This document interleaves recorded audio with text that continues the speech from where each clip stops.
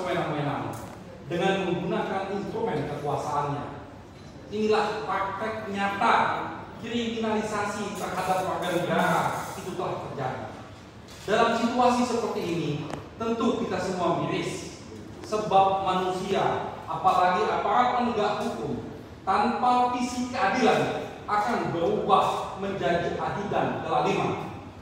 Konsekuensinya, hukum yang diciptakan sebagai titian mulia menuju kehidupan berbangsa dan bernegara yang penuh keadaban justru akan tumbang koyak aparat penegaknya sendiri. Hukum akan keluar dari fitrahnya, tidak lagi bermahkotakan keadilan, tapi bermahkotakan kuasa yang menyimpang. Sebagai warga negara, sejalan dengan amanat konstitusi yang memposisikan hukum sebagai panglima, kita semua berharap agar pengadilan mampu menjadi benteng terakhir para pencari keadilan. Kita percaya bahwa hakim akan mengkoreksi tindak kesewenang-wenangan yang bertentangan dengan cita-cita hukum dan keadilan. Sebagaimana ada dium bahwa mahkota keadilan sejatinya tidak terletak pada bunyi undang-undang, tetapi dalam hati nurani hakim yang melaksanakannya. Menunda keadilan nilainya sama dengan mencampakkan keadilan. Sebab di sana ada hak asasi manusia yang dirampas. Ada seseorang yang diborgol dan dikurung tanpa kesalahan apapun. Ada seseorang yang seharusnya dilindungi dan dijamin kebebasan oleh negara, tetapi malah dikriminalisasi entah untuk kepentingan siapa dan atas permintaan siapa. Kasus ini akan menjadi ujian sejarah, menjadi pertaruhan apakah hukum mengabdi untuk kepentingan keadilan atau kepentingan sang pemesan.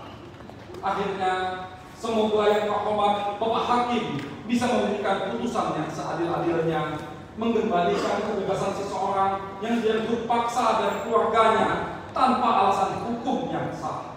Seseorang yang tidak pernah punya catatan sebagai pelanggar hukum sekecil apapun, demi menjamin hak asasi manusia dan menjaga tegaknya marwah hukum yang bermahkota keadilan.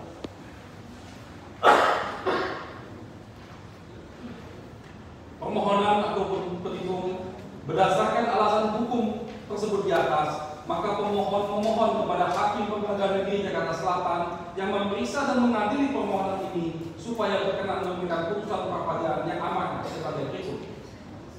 Dalam provisi 1. Menyatakan demi hukum bahwa pemeriksaan permohonan pra-peradilan yang diajukan oleh pemohon harus diperiksa terlebih dahulu sebelum dilakukan pemeriksaan pokok perkara, sekalipun pemohon sudah melimpahkan perkara akuo ke Pengadilan Tindak Pidana Korupsi pada Pengadilan Negeri Jakarta Pusat. Kedua, memerintahkan termohon demi hukum agar tidak melimpahkan berkas perkara ke pengadilan sebelum pemohon pra-peradilan akuo diputus. Dalam pokok perkara 1. Menyatakan seluruhnya. 2. Menyatakan dan menetapkan bahwa penetapan tersangka yang diterbitkan oleh termohon terhadap pemohon berdasarkan surat penetapan tersangka Direktur Penyidikan Jaksa Agung Muda Tindak Pidana Khusus nomor TAP 60F 2FG 210/2024 tertanggal 29 Oktober 2024 adalah tidak sah dan tidak mengikat secara hukum. 3. Menyatakan dan menetapkan bahwa penahanan yang dilakukan oleh termohon terhadap pemohon berdasarkan surat perintah penahanan Direktur Penyidikan Jaksa Agung Muda Tindak Pidana Khusus nomor PRIN 50F 2FD 210/2024 tertanggal 29 Oktober 2024 adalah tidak sah dan tidak mengikat secara hukum. 4. Memerintahkan kepada pemohon untuk menghentikan penyidikan terhadap pemohon dalam perkara akuo. 5. Menetapkan dan memerintahkan kepada termohon untuk membebaskan pemohon atas nama Thomas Rekasilenko dari tahanan seketika setelah putusan ini diucapkan. 6. Menyatakan segala keputusan atau penetapan yang diterbitkan lebih lanjut oleh termohon yang berkaitan dengan penetapan tersangka atas diri pemohon adalah tidak sah dan tidak mengikat secara hukum. 7. Menyatakan Kejaksaan Agung Republik Indonesia CQ Direktur Penyidik Jaksa Agung Muda Tindak Pidana Khusus tidak berwenang melakukan penyelidikan penyelidikan dan penyidikan terhadap pelaksanaan impor gula terhadap termohon Thomas Kasih Demo. 8. Memerintahkan kepada termohon untuk melakukan rehabilitasi dan mengembalikan kedudukan hukum pemohon sesuai dengan hak dan martabat pemohon. 9. Menghukum termohon untuk membayar biaya-biaya timbul dalam perkara ini. Apabila hakim peradilan yang memeriksa dan mengadili permohonan aku berpendapat lain, mohon putusan seadil-adilnya. Demikianlah kesimpulan permohonan ini kami sampaikan dengan sebaik-baiknya.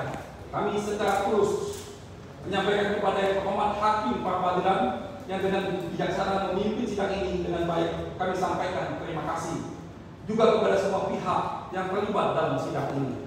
Kami juga mohon maaf atas semua kehilafan yang terjadi selama persidangan ini.